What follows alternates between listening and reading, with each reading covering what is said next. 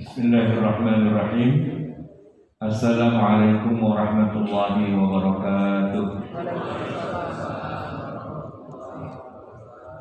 Alhamdulillah wassalatu wassalamu ala Rasulillah, amma ba'du. Bapak Ibu jamaah yang dirahmati Allah, judul kita ini masih muqaddimah atau pendahuluan.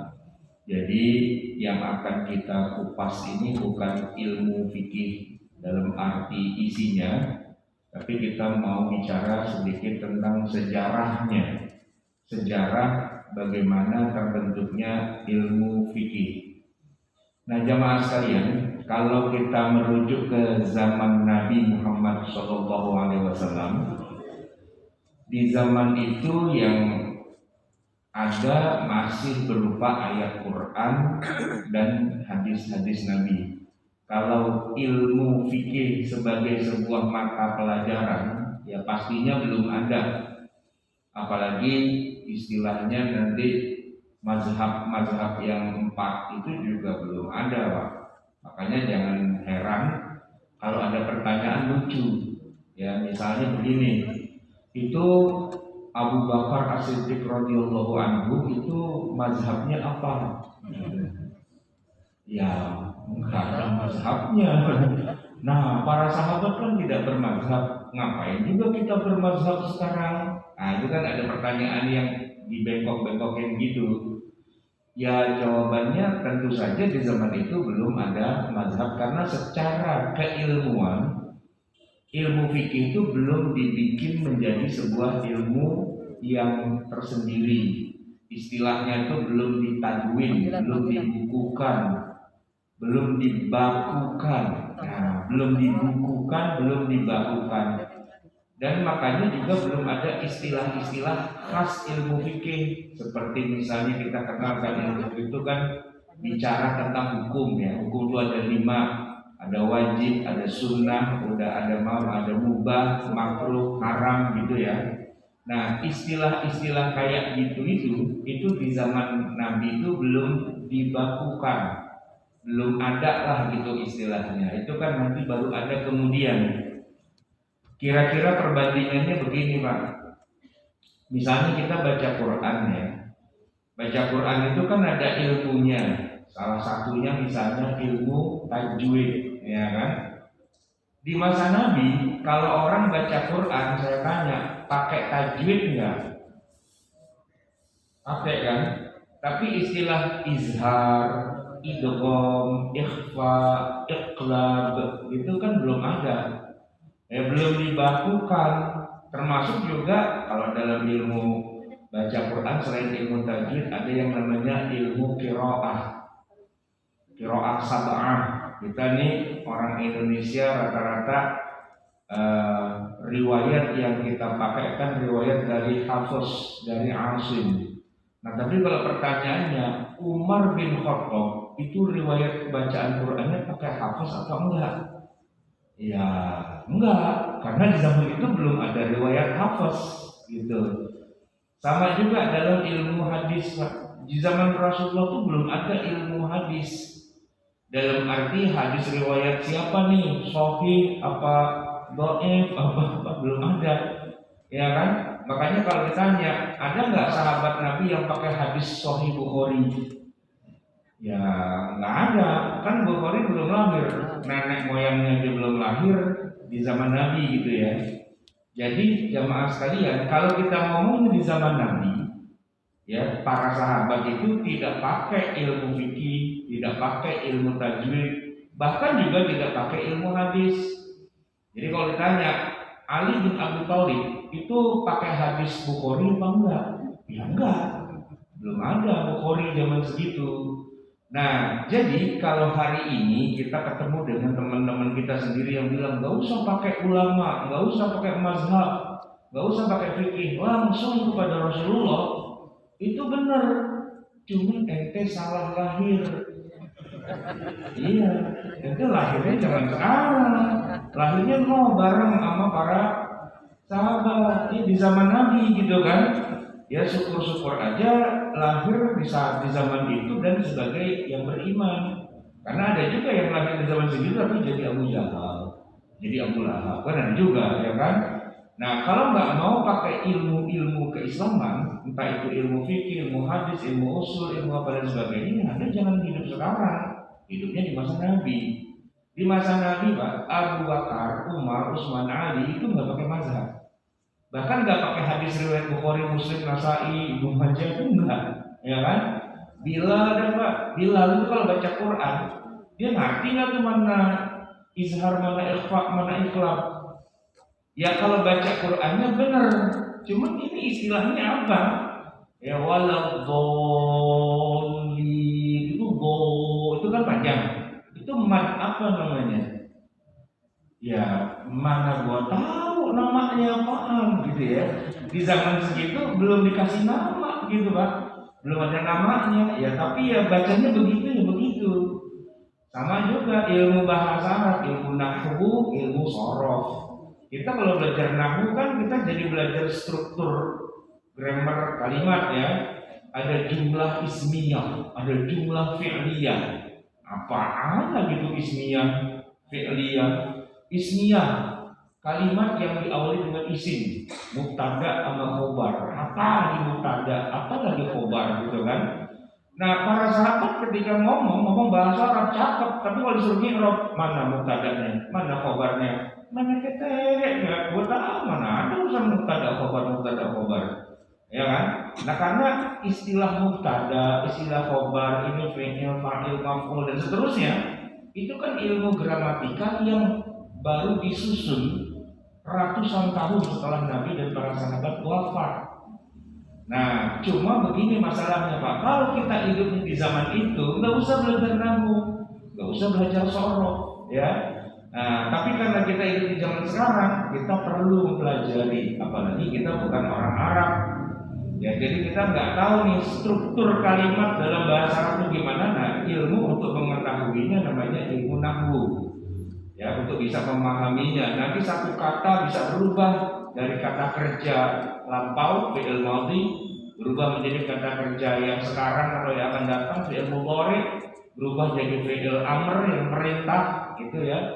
Itu ada ilmunya lagi, ilmu shorof, ilmu berubah-berubah gitu ya.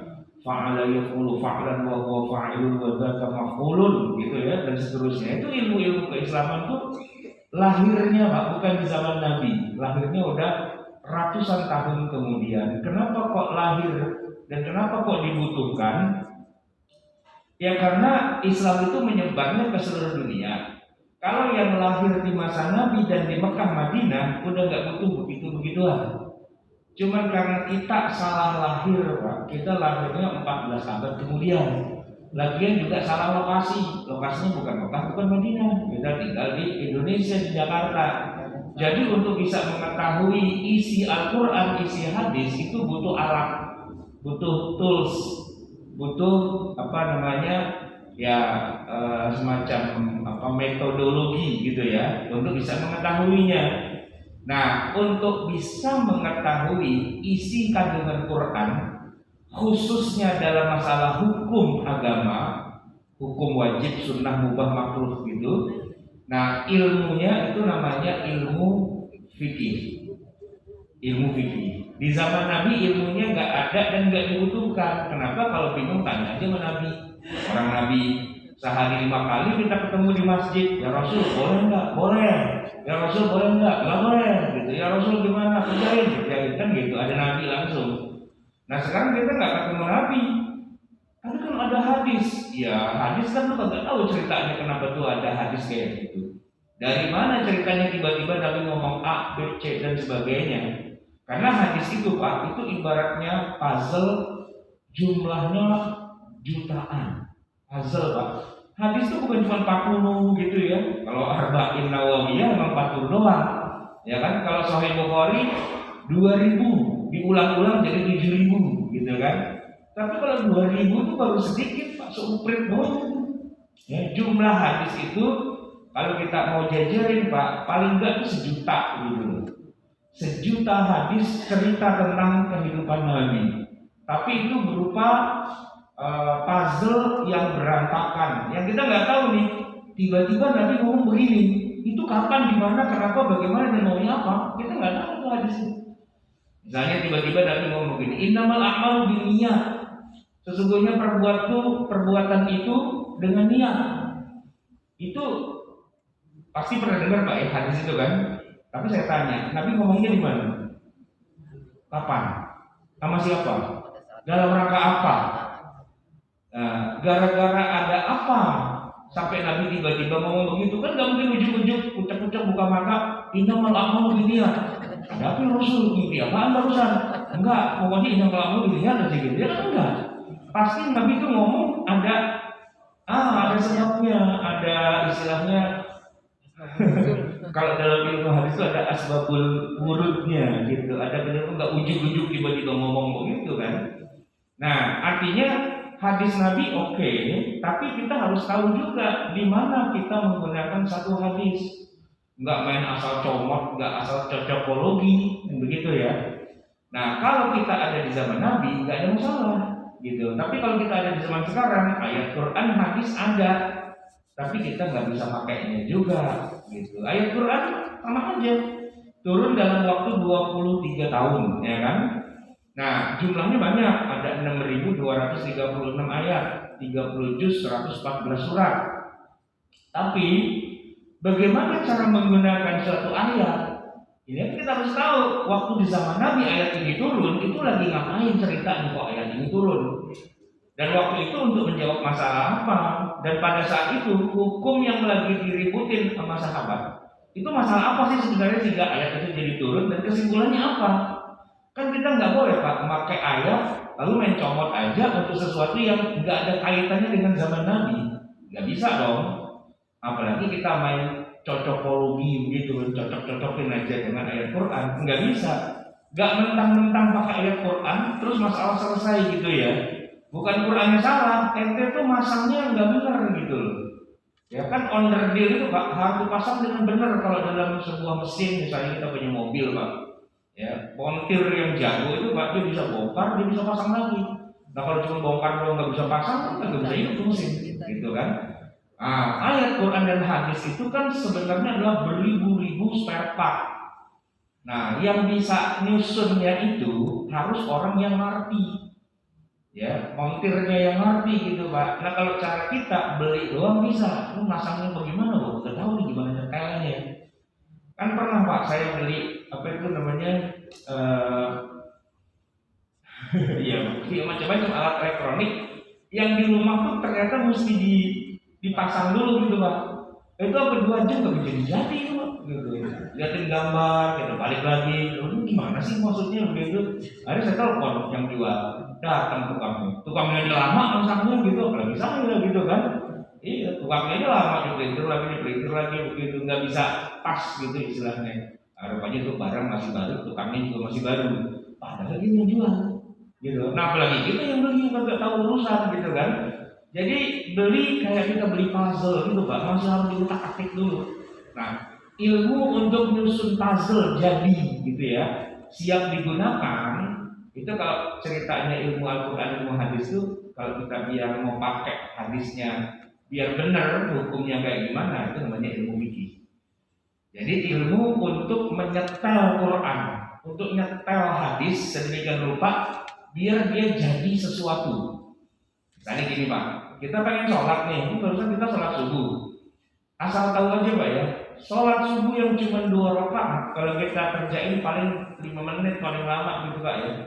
Itu tuh sebenarnya terdiri dari beribu-ribu keping hadis yang disusun gitu Pak, di assembly. Ya, nggak ada satu ibadah yang cuma bermodalkan 1 ayat Quran doang, itu nggak ada. Iya, nggak ada yang cuma berdasarkan 1 hadis doang, itu nggak ada. Jadi beribu-ribu ayat, beribu-ribu hadis itu, ya, itu digunakan untuk membentuk satu ibadah kecil begitu aja yang subuh 2 rakaat. Itu beribu-ribu hadis. Ya makanya kalau dibilang semua pekerjaan kita harus tahu dalilnya, ya kita kagak sholat-sholat. Kagak sholat-sholat. Dalilnya mana?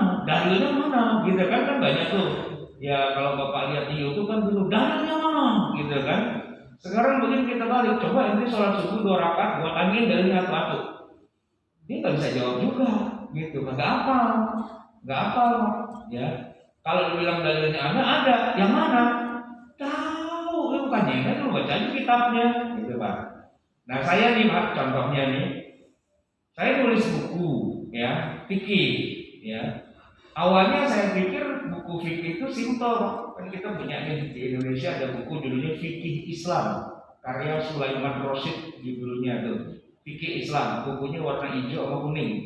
Ya, itu seginilah kira-kira 400-500 halaman. Belajar fikih dari situ biasanya kita bahasa Indonesia. Nah, ketika saya tulis dan buat ngajar kayak gini, Pak, ternyata untuk sholat aja saya membutuhkan kira-kira 950 halaman untuk sholat doang, gitu. Jadi untuk toharoh lain, untuk sholat lain, untuk puasa lain, untuk zakat lain, untuk haji lain. Dan masalah fikih itu bukan cuma sholat, puasa, zakat, haji doang. Ya muamalah, ya pernikahan, ya pakaian, makanan dan sebagainya. Jadi akhirnya 18 jilid gitu Pak. 18 jilid. Nah itu kalau Bapak baca itu tiap hari gitu ya. Mungkin 2-3 tahun baru selesai. Kalau baca doang ya. Kalau nulisnya lama, saya kira-kira ada kali 10 tahun gitu nulisnya gitu kan. Nah makanya ketika ada pengajian bilang, Ustaz bahas fikih. Iya sih bahas fikih juga, fikih yang mana banyak banget ini yang kita kupas gitu kan, karena dia dalam dan luas. Jadi untuk satu rangkaian sholat dari takbiratul ihram sampai salam itu panjang gitu pembahasannya Pak. Kita ngomongin ruku doang itu Pak, bisa 10 kali pertemuan ruku doang gitu. Kalau rukunya kan paling cuma paling 10 detik ya kan, ruku 10 detik, tapi pembahasan kajiannya itu panjang. Ada beratus-ratus hadis yang menceritakan tentang rukuknya Rasulullah. Gitu. Kan orang sekarang kan nggak terlalu ngebayangin kayak gitu Pak. Cuman bilangnya begini, shollu kama ra'aitumuni usolli, gitu doang kan. Sholatlah kamu sebagaimana kamu melihat aku sholat, dah gitu. Itu kan hadis mustahil Pak untuk bisa kita lakukan sekarang. Emang ada yang melihat Nabi sholat? Nggak ada kan? Kan kita nggak hidup bersama Nabi. Atau kata Nabi, sholatlah kamu sebagaimana kamu melihat aku sholat. Ada nggak di antara kita yang melihat Nabi sholat? Nggak ada. Nggak ada. Terus gimana caranya kita sholat? Kalau kita nggak melihat Nabi sholat? Katanya kan, ya kan? Kata siapa? Ya kata yang lihat. Siapa yang lihat? Para sahabat. Berapa jumlah sahabat? 124.000. 124.000 orang sahabat. Masing-masing melihat dan bercerita kepada kita. Iya. Oh gitu. Itu jadi uyang. Gitu. Mendingan satu aja sahabat yang lihat, gitu kan ya. Ternyata makin banyak yang lihat, Pak, makin banyak perbedaannya. Saya lagi nulis buku fikih sirah, lagi sekarang sampai bab haji wada. Di situ saya buka-buka banyak literatur ya. Ada satu pertanyaan yang sampai sekarang kita nggak sepakat. Nabi itu hajinya ifrad, qiran, apa tamattu? Itu bukan para ulama, bukan para sahabat aja itu nggak sepakat. Para sahabat loh nggak sepakat. Yang satu bilang Nabi itu ifrad, yang lain bilang qiran, yang lain bilang tamattu. Gitu. Kalau itu kita Pak berbeda pendapat, wajar ya, orang kita nggak ketemu Nabi gitu kan. Nah yang berbeda pendapat itu adalah sahabat yang ikut Nabi haji bareng-bareng sama Nabi. Yang tadi ada 124.000 itu semua ikut bareng sama Nabi hajinya. Cuman kalau ditanya, ini kan haji bareng sama Nabi? Iya, saya yang bantuin Nabi jalan ke sono kemari, yang masih makan, yang masih nungguin. Nabi hajinya apa? Ifrad gitu. Gitu. Tanya lagi sahabat yang lain, yang haji juga bareng Nabi. Bukan ifrad, qiran dia qiran. Gitu. Nah tanya lagi yang lain, tamattu, Nabi itu tamattu. Gitu. Itu Pak yang ngomong. Kalau orang kita mah mungkin ya dia mungkin pakai perasaannya dia gitu kan. Nah ini yang ngomong sahabat yang ikut bersama Nabi.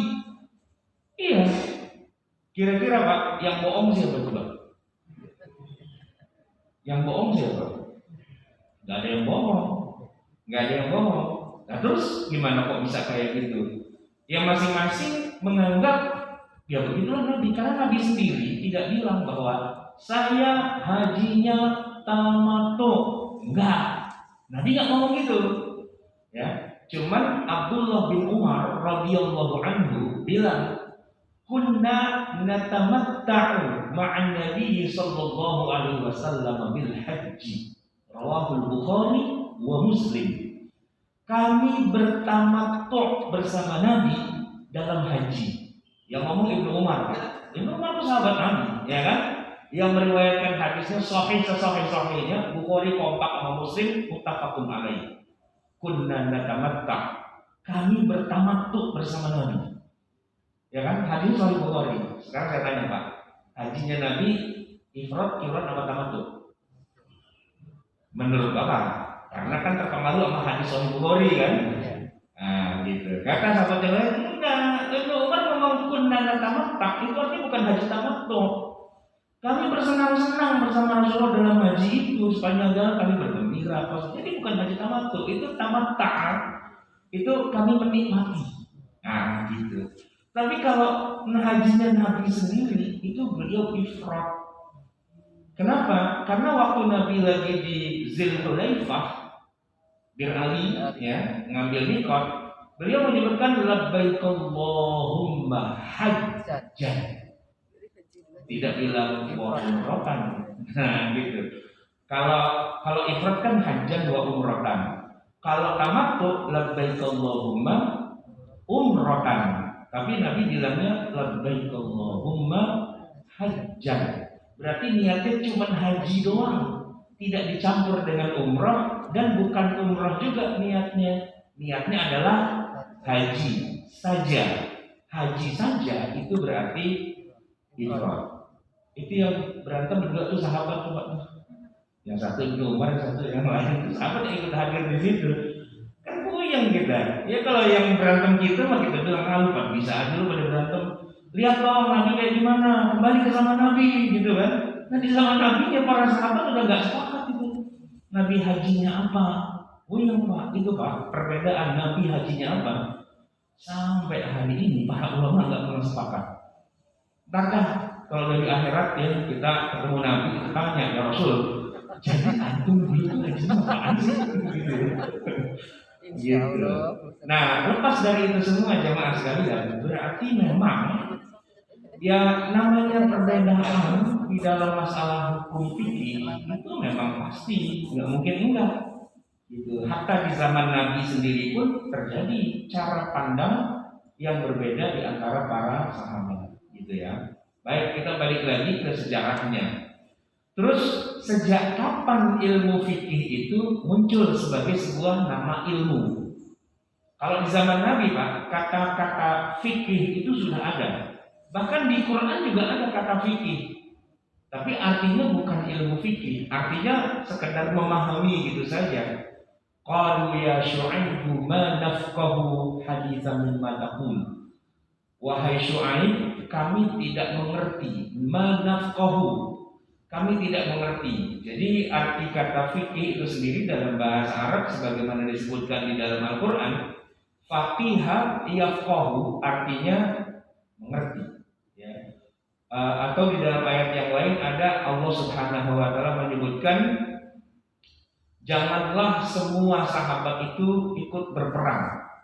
Ya, falaula nafara min kulli firqatin, harus ada sekelompok orang ya dari para sahabat yang tetap berada di Madinah bersama Rasulullah liyatafaqahu fiddin, untuk mendalami agama.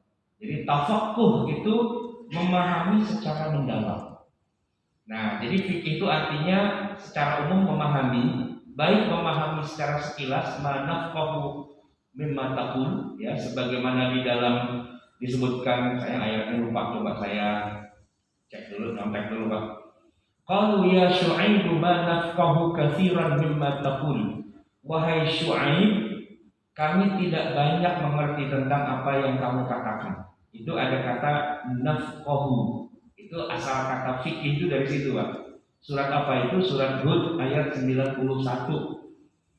Qalu ya Syu'aib ma nafqahu katsiran mimma taqul.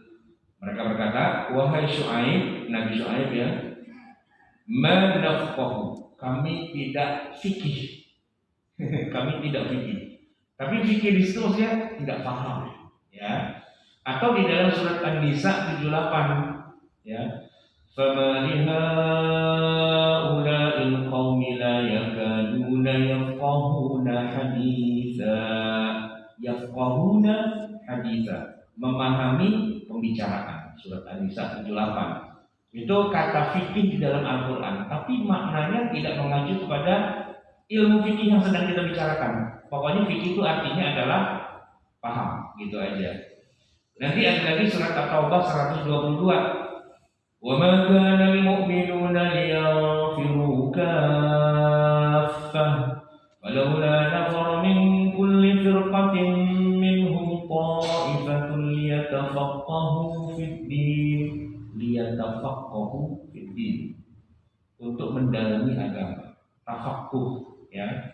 Ada 3 kali kata fikih terulang di Quran yang maknanya semua artinya secara bahasa memahami, mengerti, tapi bukan ilmu fikih. Nah, gitu. Terus ilmu fikih itu apa?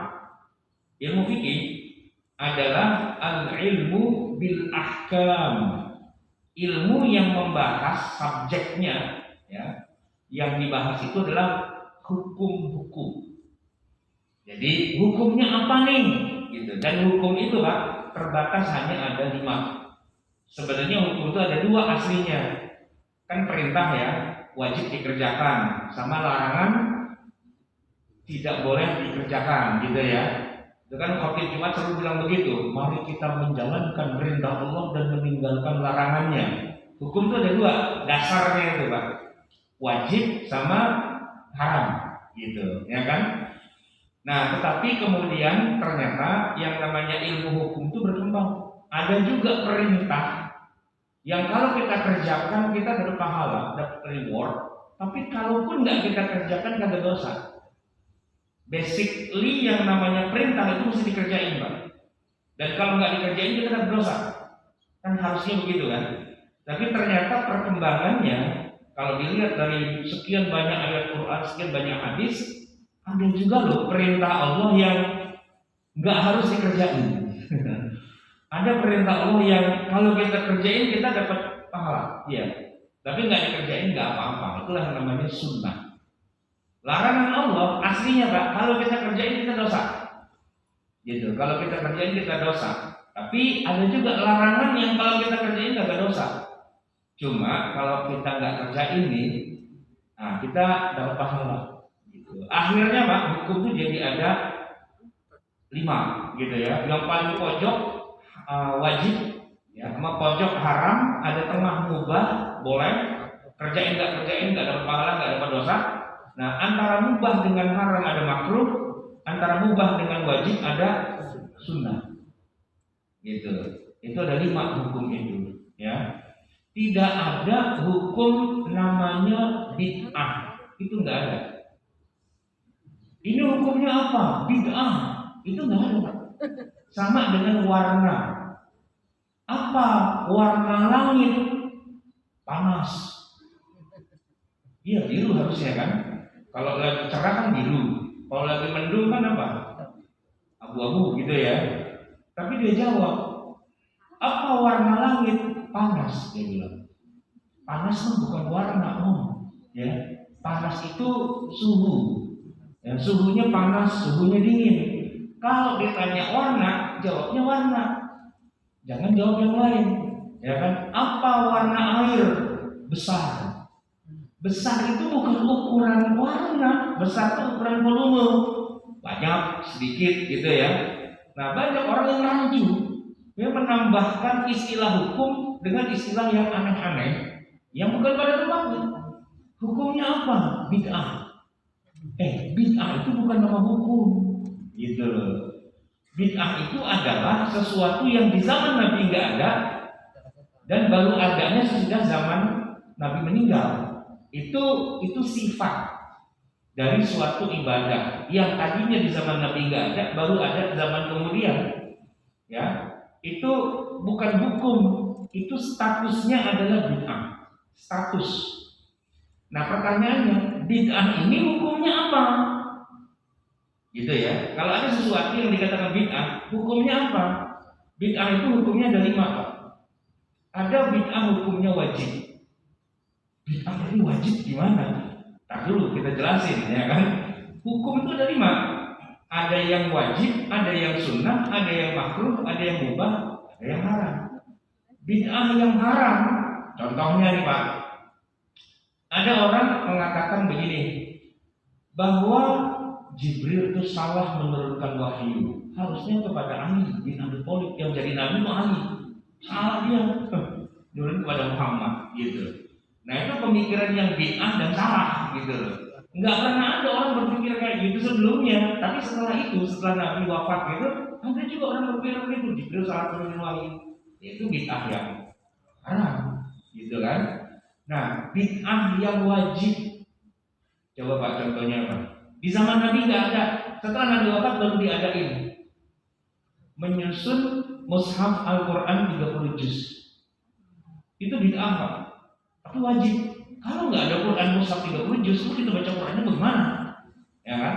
Nah di zaman Nabi, mushaf itu masih berbentuk lembaran-lembaran kulit, ya tulang, atau dia berbentuk pelepah kurma, bahkan di atas batu gitu Pak.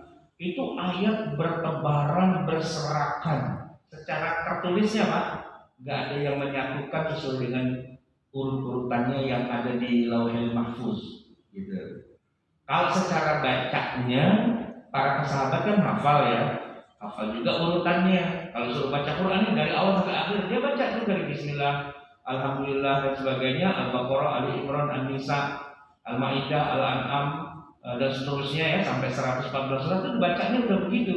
Cuman dalam bentuk teks tertulis itu belum ada bendanya. Setelah Nabi wafat baru disusun. Disusun itu bukan ditulis Pak, tapi dari lembaran-lembaran yang banyak itu ya, itu dibundel, diikat. Satu kelompok ini jadi namanya surat Al-Fatihah. Terus dari sekian banyak itu dikumpulkan ini namanya Al-Baqarah. Kan kulit Pak, jadi banyak kan Al-Baqarah kan 200 berapa? 86 ya. Ya pokoknya segitu dari banyak itu kan diikat. Ali Imran diikat itu jadi kayak gitu tuh. Nah bikin ikatan bundel-bundelan kayak gitu Pak, itu zaman Nabi kan. Bahkan Nabi sama sekali tidak pernah memerintahkan. Jangankan memerintahkan, mengisyaratkan aja nggak pernah loh. Makanya ketika Umar kan yang punya ide kan Umar, gara-gara banyak para penghafal Quran yang wafat gitu kan, kata Umar, kita kumpulin yuk, jadi susunannya jadi kayak gitu. Abu Bakar sebagai khalifah bilang, wah nggak bisa, Nabi aja nggak pernah nyuruh, nggak pernah, kenapa kita harus bikin bid'ah itu rumah gitu loh. Nah kata Umar, wallahi ya Abu Bakar hadza khair, demi Allah ini baik, wahai Abu Bakar. Setelah itu nggak lama Abu Bakar nyari Umar, mana Umar kemarin tuh, ide cakep juga tuh kemarin tuh, iya dah kita bikin yuk gitu. Nah cuman siapa nih yang nyusun gitu ya? Ya kata Umar siapa lagi kalau bukan juru tulisnya Nabi, Zaid bin Sabit gitu kan, panggil Zaid panggil sama Abu Bakar. Ada apa ya Abu Bakar? Ini perintah saya nih khalifah, tolong susun semua Quran tuh biar urut gitu. Kata Zaid gini dah, nanti lihat tuh Jabal Uhud ya kan, suruh saya pindahin Jabal Uhud dari sana ke sana, itu lebih gampang daripada nanti dulu saya beginian, susah gitu. Iya mendingan pindahin Jabal Uhud, dia bilang gitu. Lagian Nabi nggak pernah nyuruh, nggak pernah apa, tiba-tiba disuruh gitu kan. Tapi nggak lama kemudian Zaid dilapangkan dadanya oleh Allah dan manggil Abu Bakar. Kayaknya bagus juga tuh ide kan gitu. Jadi akhirnya Pak disusun sama Zaid. Nggak sampai 2 tahun di zaman Abu Bakar tuh menyusun itu gampang karena kan cuma tinggal nyusun doang Pak, nggak nulis ulang gitu ya. Itu bid'ah karena di zaman Nabi tidak pernah ada. Nabi tidak pernah memerintahkan dan bahkan nyindir aja enggak gitu. Tapi hukumnya apa? Wajib, gitu. Wajib. Nah itu kan bid'ah. Nah maka bid'ah itu bukan nama hukum, bid'ah itu nama status. Dia adanya di zaman Nabi. Kalau di zaman Nabi, ya itu di zaman Nabi sudah ada. Tapi kalau dia baru ada di zaman setelah Nabi wafat, itu statusnya bid'ah. Secara bukan hukumnya, tapi secara tahun kejadiannya. Ma ba'da wafatin Nabi, apa yang terjadi setelah wafatnya Nabi, itu namanya bid'ah. Jadi kalau kita bilang oh bid'ah loh, ya nggak apa-apa, memang kita bid'ah dan itu juga bid'ah gitu. Nggak ada masalah dengan bid'ah. Kecuali dibilang haram, nah baru lah. Kalau haram itu kan kalau kita kerjain kita dosa, ya kan? Kalau dibilang makruh kita kerjain nggak dosa sih, cuman mendingan ditinggalin gitu kan.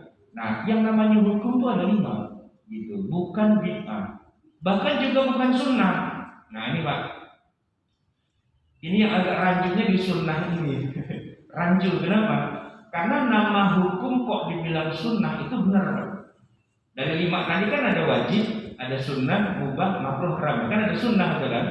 Cuman sunnah itu ada 2 Pak. Ada sunnah yang itu istilah dalam ilmu fikih. Kalau kita kerjain dapat pahala, kalau nggak kita kerjain kita nggak apa-apa, nggak dosa.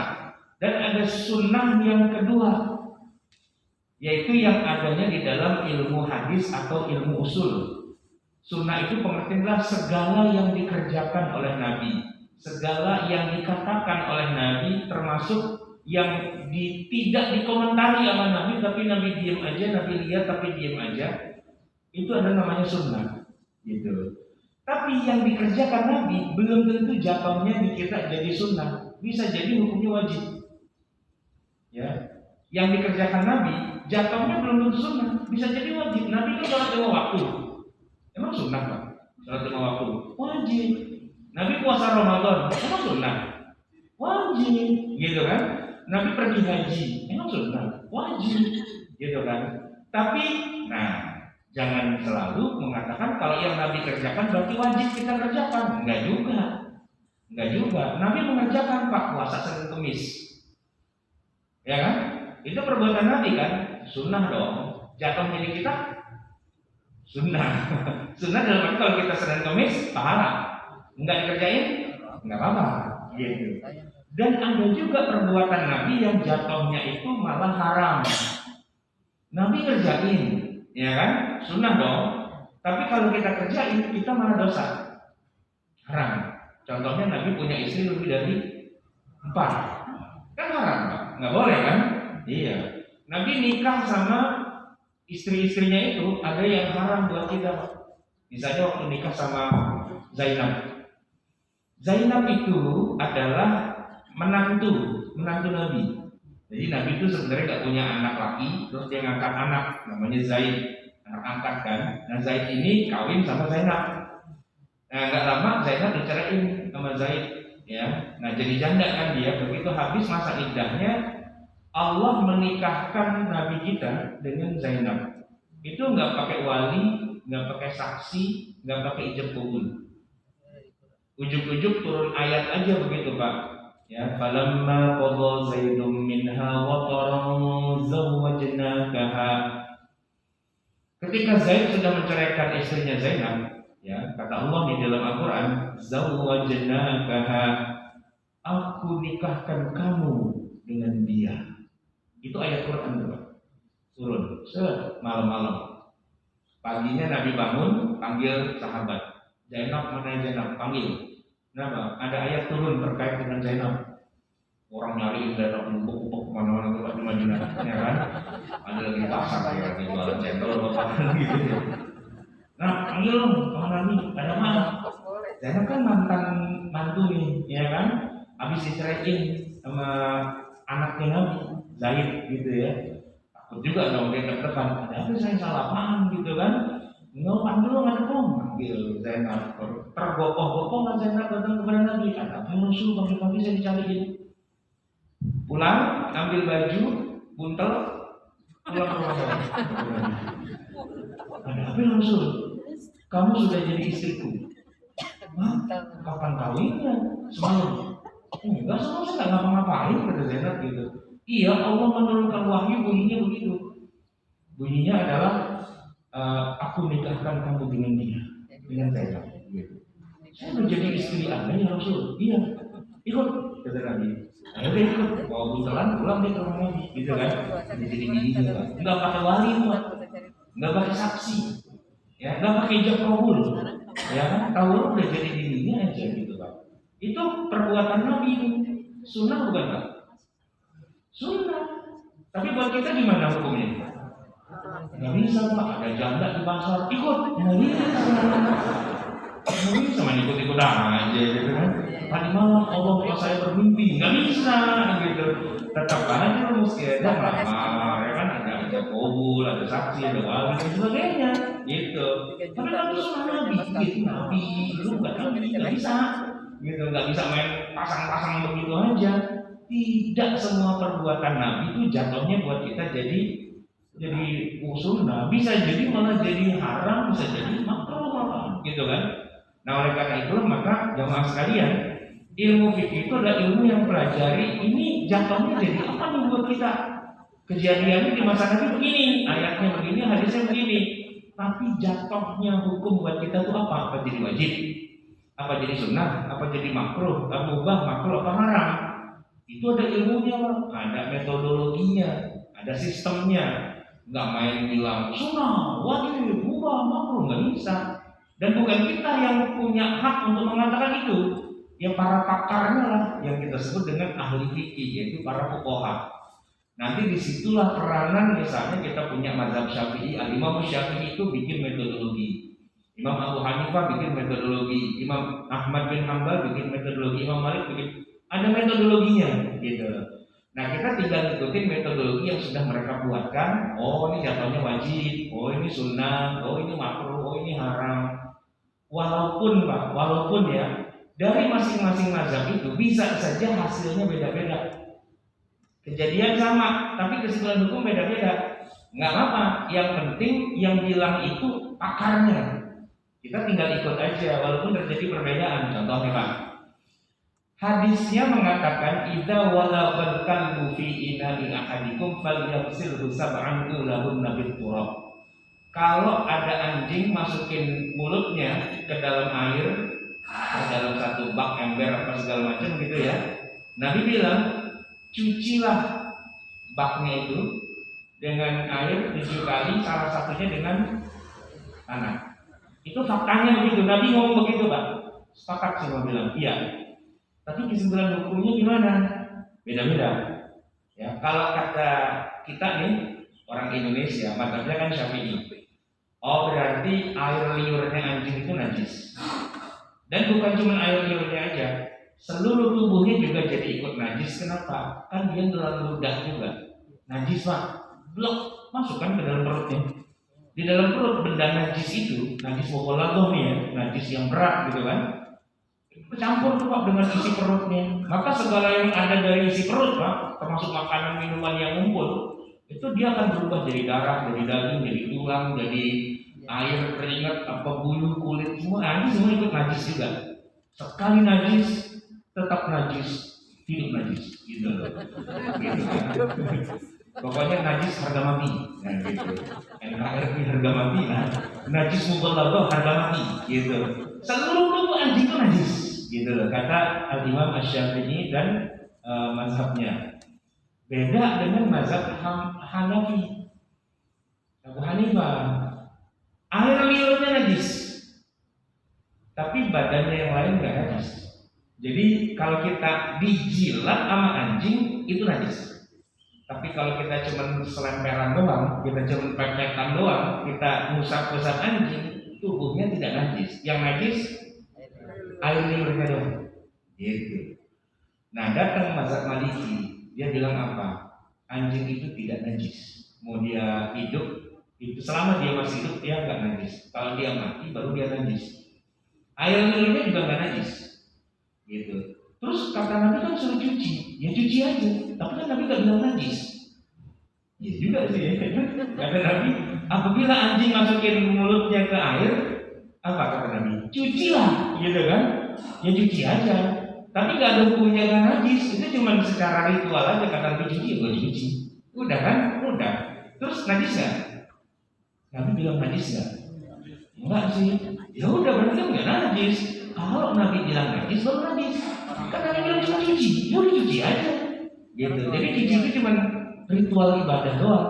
Lo ngapain cuci? Tadi anjing masukin mulutnya di sini, terus dicuci. Iya kata Nabi suruh cuci, ya cuci aja gitu. Nah terus akhirnya kagak najis gitu. Orang suruh cuci doang, gitu. Itu maliki gitu kan. Nah itu tiga Pak, kita bikin puyeng. Gimana sih orang gitu ya?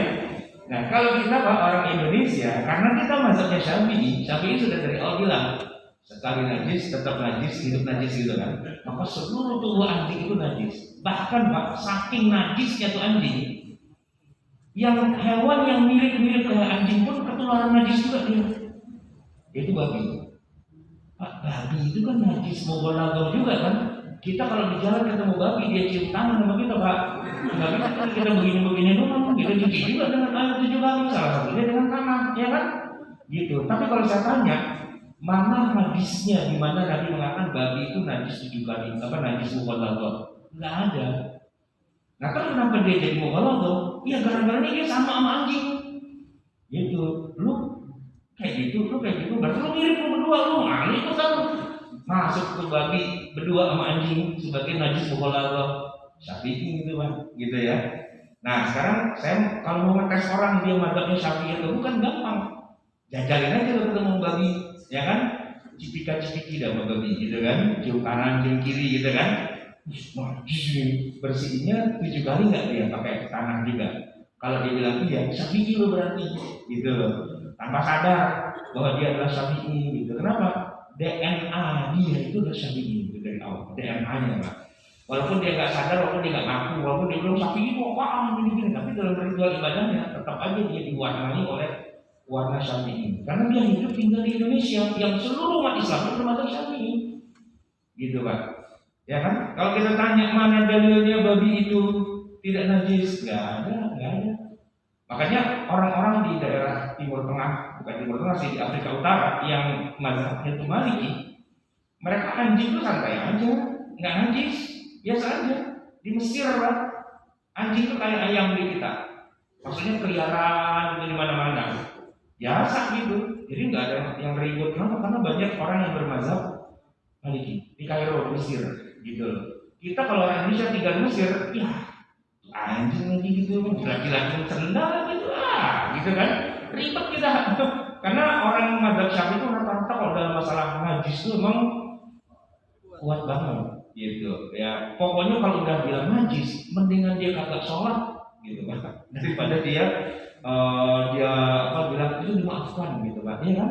Karena di dalam hadis yang diulang-ulang sama kiai-kiai para ulama di Indonesia yang mazhab Syafi'i, Nabi melewati sebuah kuburan, ada 2 kuburan, dua-duanya lagi diseksa, yang satu mati domba, yang satu kencing kagak bener, kan gitu kan? Nah gitu, lu cuma setetes, gara-gara setetes aja lu masuk neraka dong, itu dibakar, gitu kan?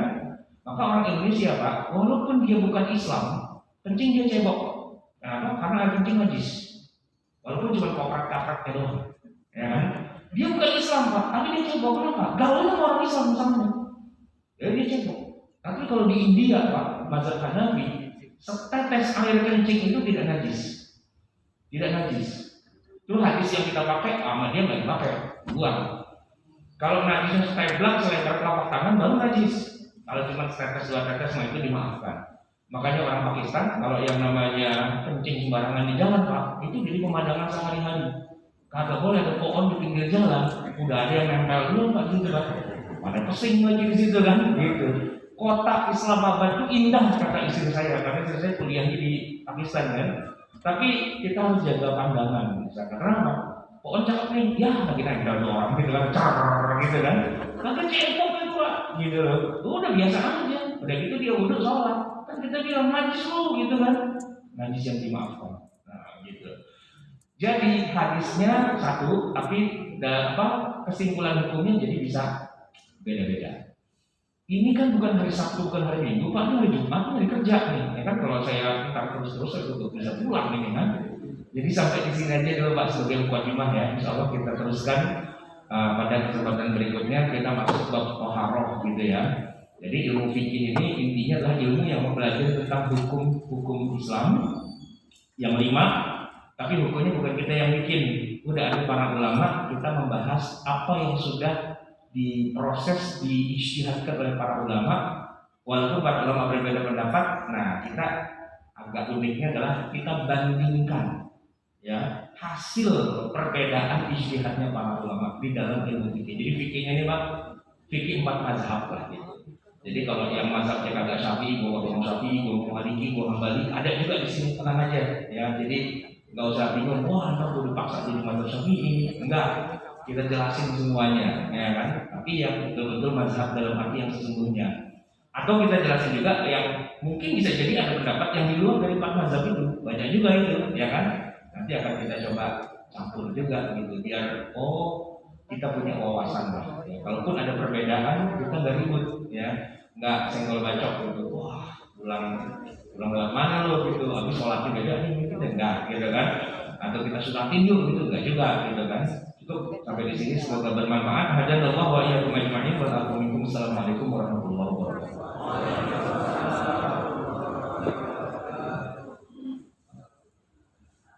Pertemuan selanjutnya pakai makanan Ustaz.